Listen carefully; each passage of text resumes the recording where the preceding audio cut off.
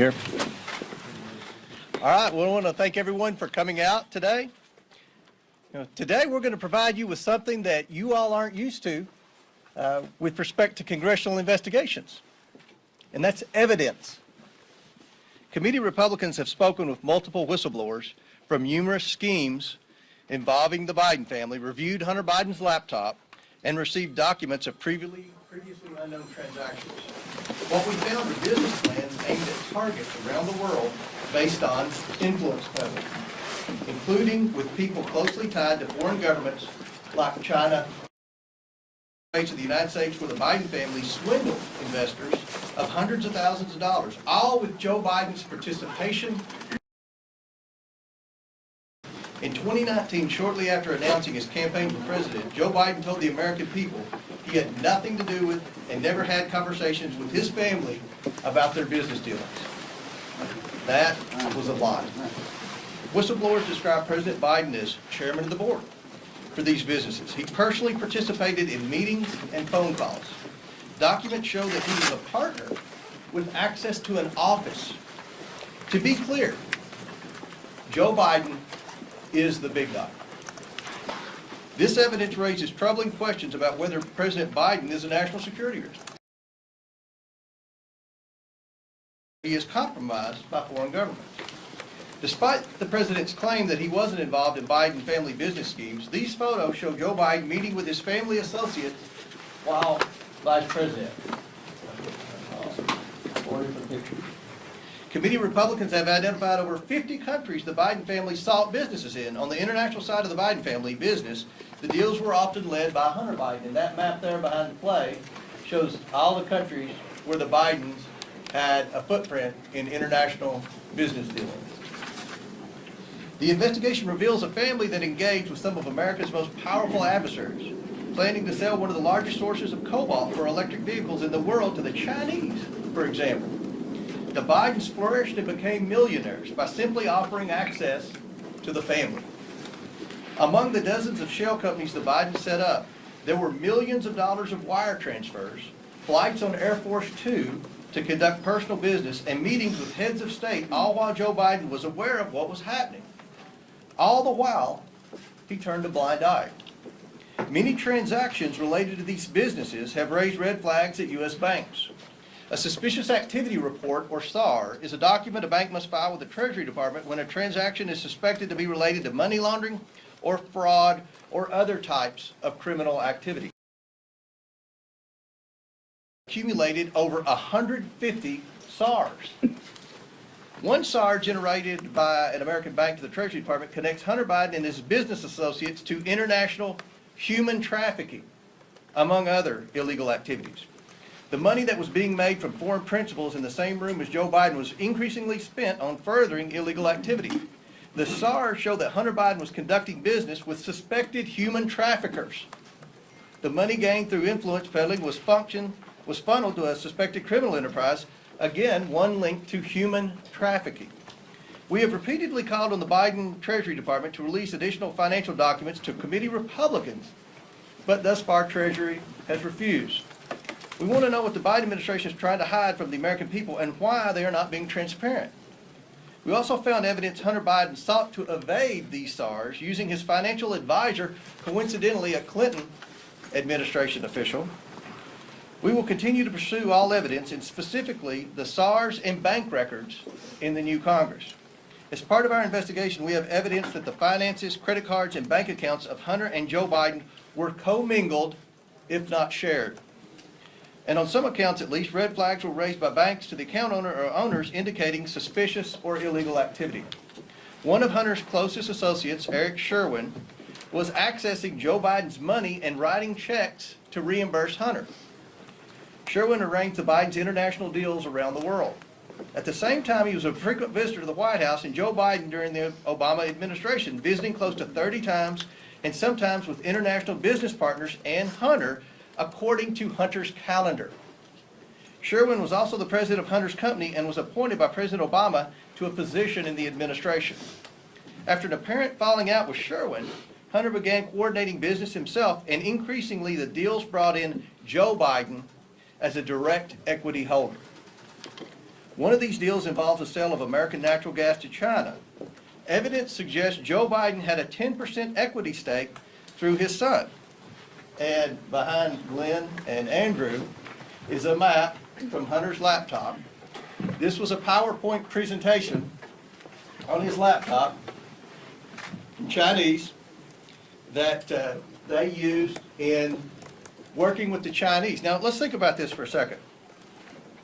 At a time when Americans are suffering from high energy prices because of this administration's terrible energy policy, we find evidence that Hunter Biden and Joe Biden were involved in a scheme to try to get China to buy liquefied natural gas, and from a whistleblower to try to get their foot in the door with China starting to purchase an interest in natural gas drillers. Now, people in the Dakotas, what about China starting to buy into our American energy industry at a time when we have an energy crisis because of the bad policies of the Biden administration? Now let that sink in. Hunter brought in millions of dollars from this deal from entities tied to the Chinese government. In emails obtained by committee Republicans, Hunter wanted keys made for Joe Biden and Jim Biden, his office mate. He provided Joe Biden's personal cell number and called him. In that deal were two people closely tied to the Chinese Communist Party. And that's the, behind Andy and Jim, that's the email where Hunter sent to the landlord requesting keys, and the Chinese partners were on the email, and where he said, you know, Joe would need a key, and he even put Joe's cell phone number on there. Domestically, Jim Biden, Joe Biden's brother, used the Biden name to enrich himself in return for the promise that when Joe Biden became president in 2020, business partners would get rich by having access to a future Biden administration.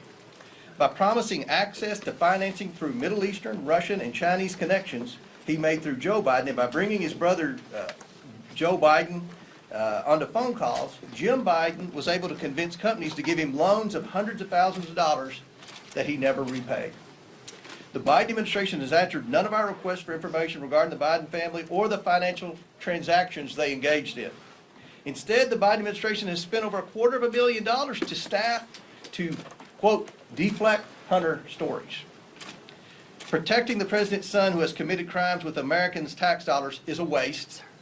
The access to wealth in a future Biden administration constitute fraud, and the president's participation in enriching his family is, in a word, abuse of the highest order. Rooting out waste, fraud, and abuse will be the primary goal of a Republican House Oversight Committee.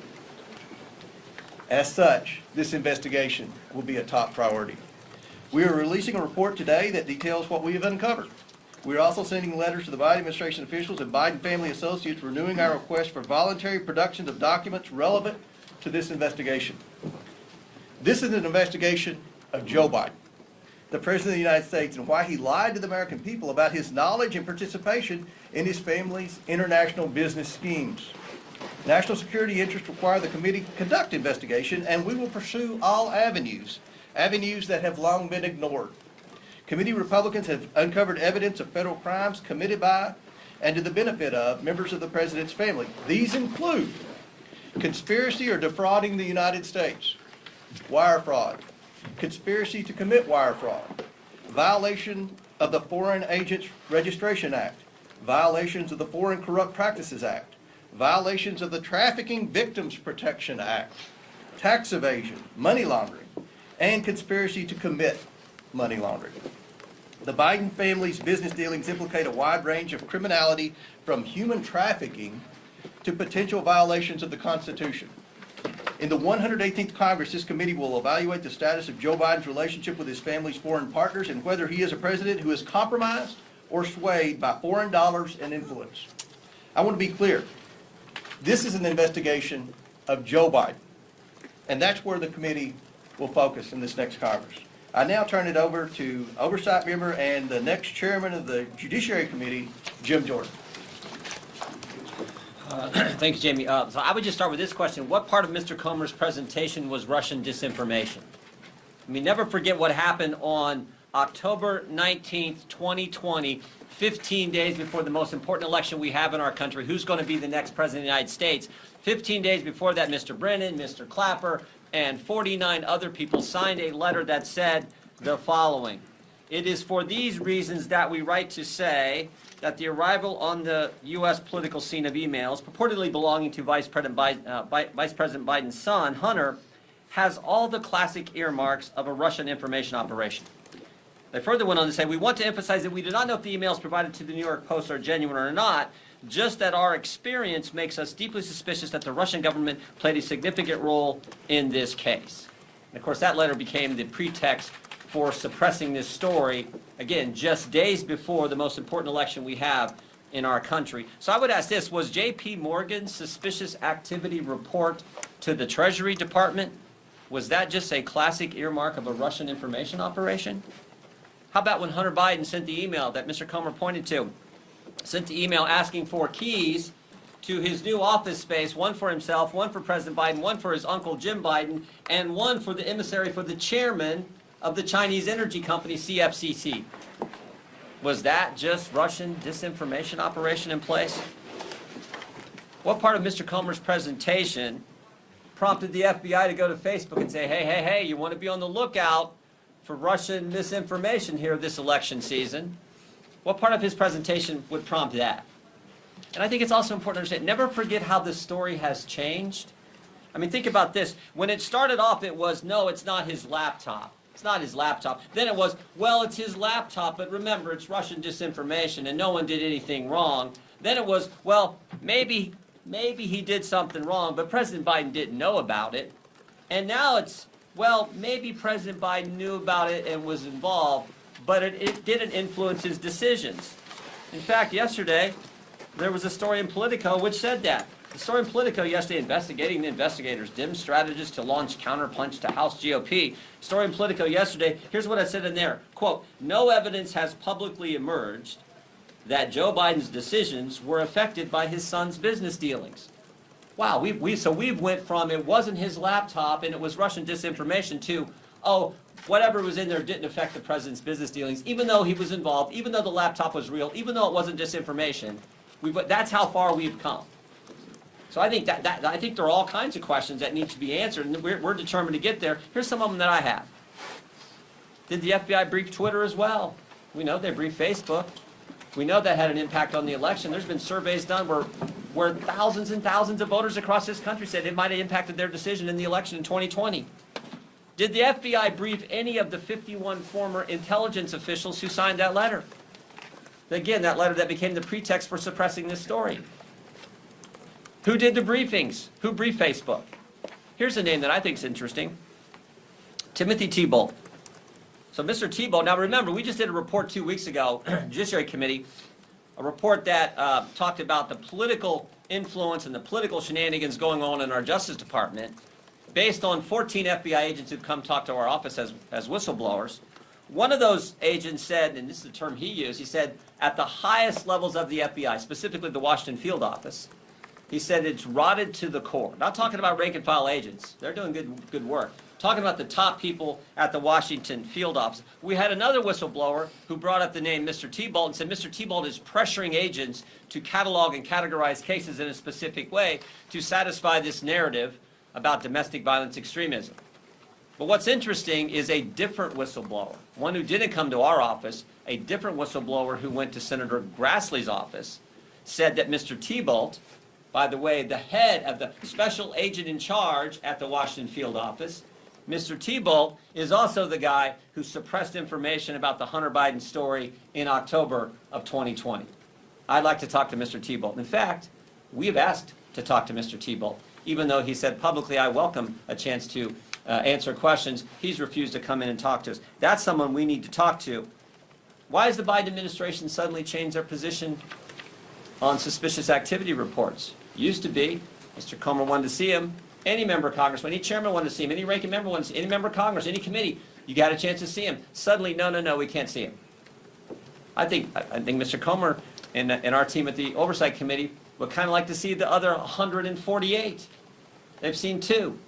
They'd like to see the other 148. So We're committed to getting to the truth, the facts. We think that's what the American people are entitled to.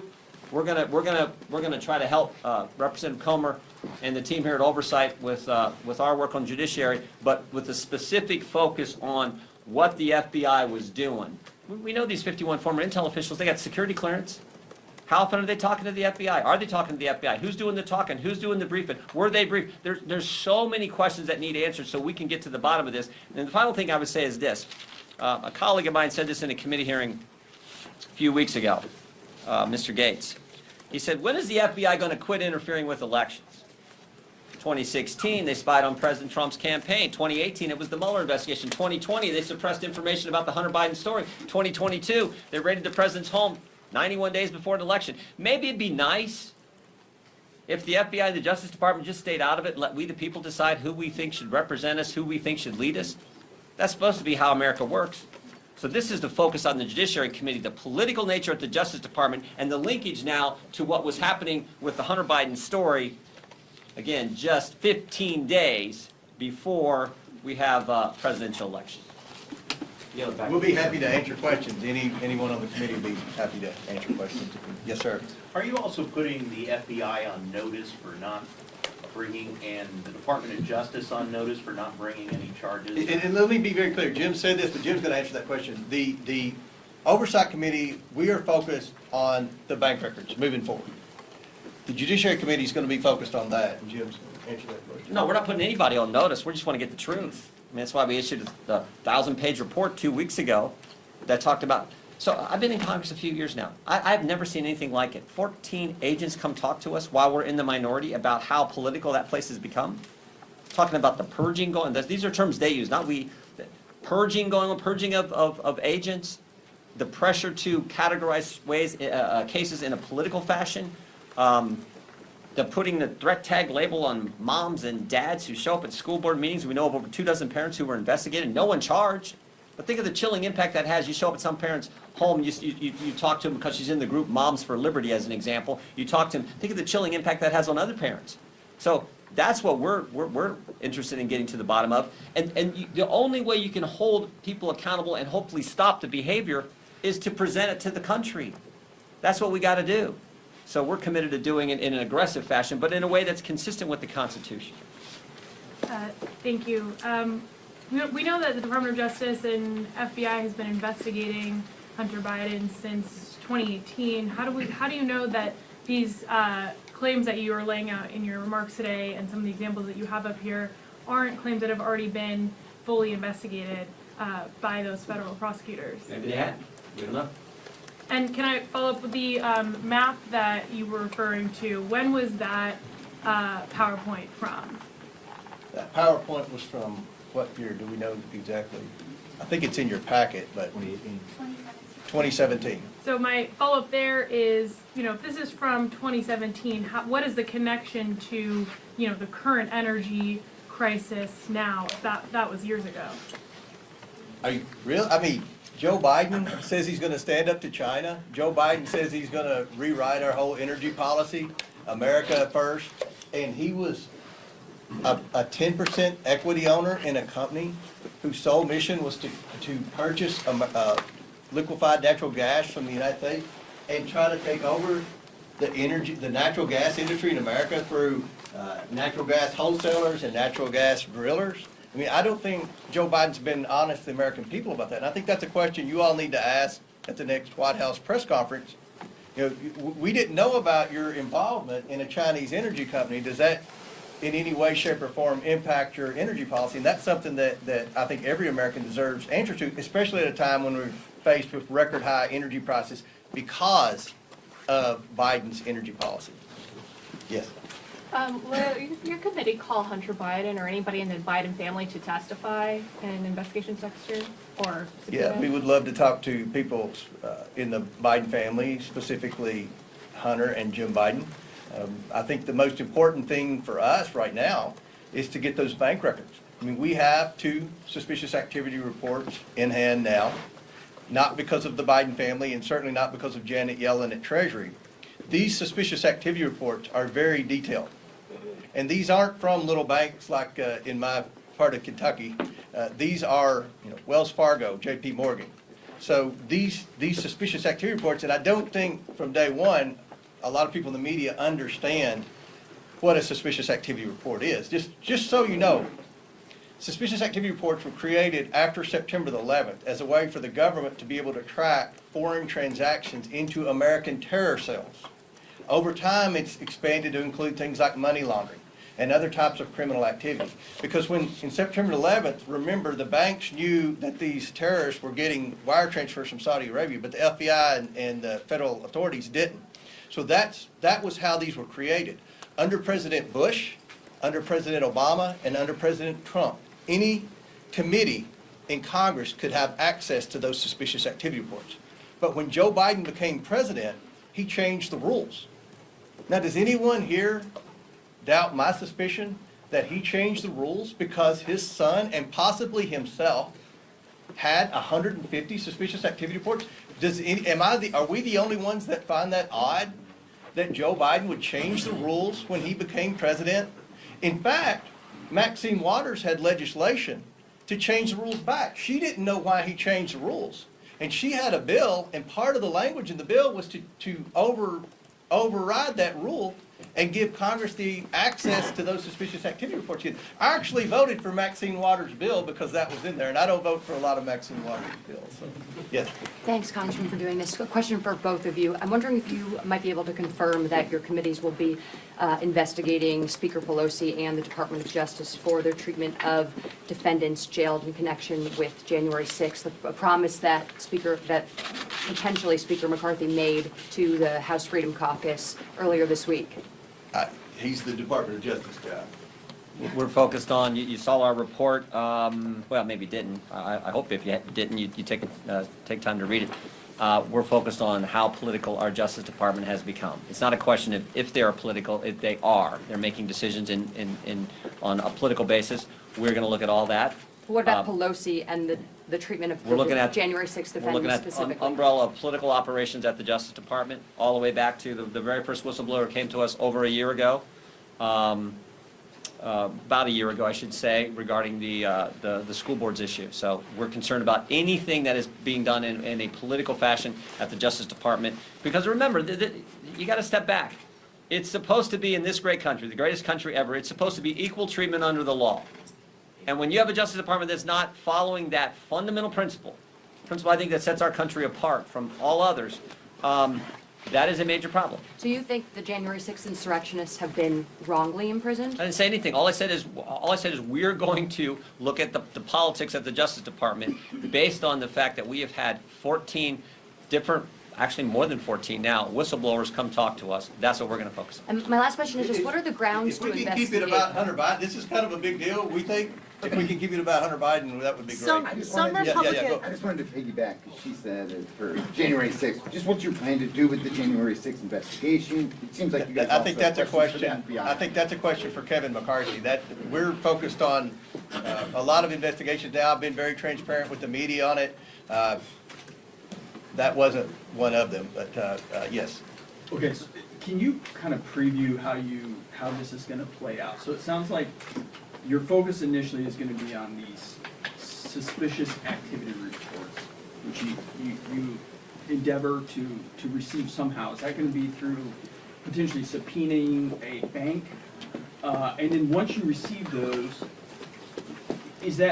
are you expecting a smoking gun from that, or is that going to lead to more avenues? And then finally, what deliverable are you expecting? Another report? Or is this do you see this terminating as some sort of referral? How do you see this playing out? Mm-hmm. Well, obviously, with the two that we already have, they've And opened. How did you get those?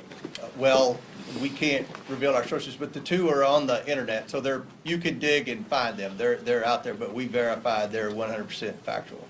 And I'm not questioning that, Right. but if you got that from an individual, why would that individual have two? That's a great question. I'm glad you asked that question.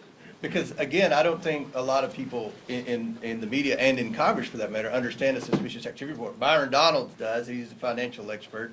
I've had the honor of being on a bank board. When you get a suspicious activity report, it flags every account that's had a transaction within a certain time period. Am I right, Ron? So the suspicious activity report that we have shows where Hunter Biden purchased whatever with the escort service. The escort service then paid the prostitute. Then the bank implies that the escort service is under suspicion for human trafficking. We see where the escort service is from, the prostitute from. She's not from the United States. Again, I don't want this to be about the prostitute. Here's the thing: Hunter Biden isn't this innocent guy that just got a bad rap because he had a drug problem. And the Republicans don't need to waste any time on Hunter Biden. We're not trying to prove Hunter Biden is a bad actor. He is. If anybody wants to disagree with that, then there's nothing we have to talk about. Our investigation is about Joe Biden. And we already have evidence that would point that Joe Biden was involved with Hunter Biden on this. So we want the bank records, and that's our focus. We're trying to stay focused on, was Joe Biden directly involved with Hunter Biden's business deals, and is he compromised? That's our investigation. And so if you found that through the reports, what would be your deliverable? Another report, or would you refer those charges, or do you foresee this resulting in some sort of impeachment? We will issue a report. We will hand over any potential criminal activity to the appropriate authorities, and that's what we do. We investigate. No, we're a legislative body, so the liberals, we may need to change the disclosure laws. We may need to look at this investigation started because of the concern with big tech, FBI talking to big tech suppressing, throttling back information that we, the people, should have had access to when we're getting ready to make the most important decision we make as a country on who's going to lead us. That's where this starts. So do we need to change Section 230? It's all about the legislative purposes. Supreme Court's been clear. That's where we got to focus. And I would just argue fundamentally it's about the First Amendment, that the idea that they were suppressing critical information that the country should have had access to. And they did it literally 15 days before. And do you tell me what in the report that Mr. Comer and the team has put together is Russian disinformation? That was all BS, and everyone knows it was BS, and frankly, should have known it at the time, and I think did know it at the time, but did it anyway. So that's the legislative purpose that we got to get to. But we don't know where that's going to go. That's what we're trying to do. Mr. Comer. Yeah, some Republicans have questioned the timing of this. Why make this your very first visible order of business, investigating President Biden and his family? If you look at the commitment to America, there were 4 tenets of that. The fourth was to hold this administration accountable. That's the job of the Oversight Committee. I know some in the media have said, well, this is what the Republicans, their whole sole focus is. This is the focus of the Oversight Committee. Now, I know Kevin said the first legislation we're going to vote on is to repeal the 87,000 IRS agents, to reduce the size of government, because that's tackling inflation. We have inflation because the Democrats have spent too much money. So we have a legislative agenda, and we're focused on a lot of things in Congress. But from the Oversight Committee, we're in charge of investigations. We feel that this is of the utmost importance. And to follow up, do you expect cooperation from the Biden administration and when it comes to the Justice Department, which is also investigating Hunter Biden? If the DOJ doesn't cooperate, what means do you have at your disposal right now to get the information that they've uncovered on him? So, just on cooperation, well, first, they haven't responded to any of the correspondence, any of the letters, any of the inquiries that came from Ranking Member Comer. Second, they changed the suspicious activity report process and protocol. And third, they've now set up a committee, according to reporters, I don't know, maybe they're in this room, the report in Politico, that said, oh, they set up a committee to attack us and to come after us. So, I don't know, you guess. They're probably not gonna work with us too well. But they what certainly means have. do you They've have done at things your that really are disposal? unprecedented, changing the SARs and setting up that's pretty unprecedented. Should Can I President follow on Biden Sarge? be forced to come and testify on Look, Capitol Hill? I would say one other thing. One of the most important things we can, I guess I've said it a couple times, one of the most important things we can do is do the work that needs to be done so that we can hopefully have a Justice Department that doesn't operate in a political fashion. That's my focus. I think it's everyone's focus. So I think that's pretty darn important to the American people. Mr. George, Is just impeachment on the a table, quick follow-up Congressman question on that particular point. There's Maine Justice, and then there's Mr. Weiss in Delaware, who, as you know, was appointed by President Trump and initiated this investigation under the previous administration.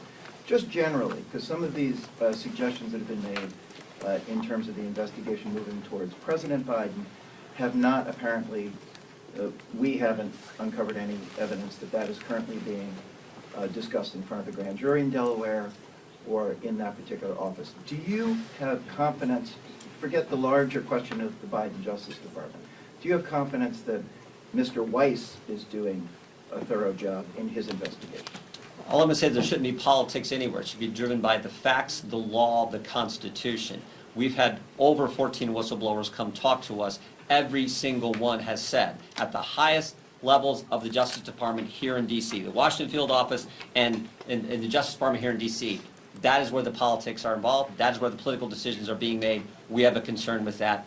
That's what we're focused on. Do you have any, just to quickly follow on my follow-up, do you have any reason to believe that Maine Justice is attempting to influence the investigation? All I know is what the whistleblowers have told our office. That's what we're focused on. And I'll wrap it up with this. We'll all be available throughout the day for questions. I realize that congressional oversight doesn't have a lot of credibility in Washington. I blame Adam Schiff for that. We're going to change that. We're not going to talk about anything unless we have evidence. And that's how I started this out. You're going to be presented with something you haven't been used to over the past 4 years, evidence. And we believe that this is of the utmost importance. I've been watching the panels on CNN, everywhere else, where they say, oh, why are Republicans investigating Hunter Biden? Why are we wasting time doing this? This is an investigation of Joe Biden. I think we've laid out the evidence as to why we feel it's important, and we're going to move forward with that. We're going to do a lot of investigations. We're going to do a lot of probing. We're focused on waste, fraud, and abuse. There's no shortage of that in this federal government, let me assure you that. And that's going to be a priority for this committee. Every member of this committee is going to have priorities in areas where they're focused on in the next Congress. And we're going to try to restore credibility to congressional investigations, and we're going to try to get the backs of the taxpayers, because the taxpayers are the one that's taking it on the chin. Catherine, I'll end with you. What do you make of the fact that the U.S. Attorney in Delaware has been investigating Hunter Biden and his financial activities for 4 years, and yet no charges have been brought? I'll say that, and then Jim can end with that. Look, the more you look into Hunter Biden, the more bad things pop up. I don't know if that's the situation. I don't know if he's getting resistance at the Department of Justice. From what I've heard, they're looking into the tax evasion. There's no question he's evaded taxes. That's why he got the Hollywood lawyer to loan him $2 million to try to get caught up with the IRS on his tax bill. But at the end of the day, we're focused on some things that I think every American needs answers to. And one thing that I've learned from talking to a lot of you off the scene here is that I don't think a lot of people realize the evidence that's already out there pertaining to Hunter Biden. And I don't think anybody realized that Joe Biden is in fact involved in a lot of these. He was in fact involved in a lot of these. So the goal from this press conference is to show you, number one, this is an investigation of Joe Biden. We're focused on the bank records. We're very specifically focused on the bank records and the bank violations. And remember, Congress used to have access to the bank violations until Joe Biden changed the rules, which that in itself should be a front page story above the fold. I'm not telling you what to do, but that's pretty odd that he would change the rules to do that. And we laid out why we think it's important. So Jim can follow up. Will you impeach Biden? Thank you.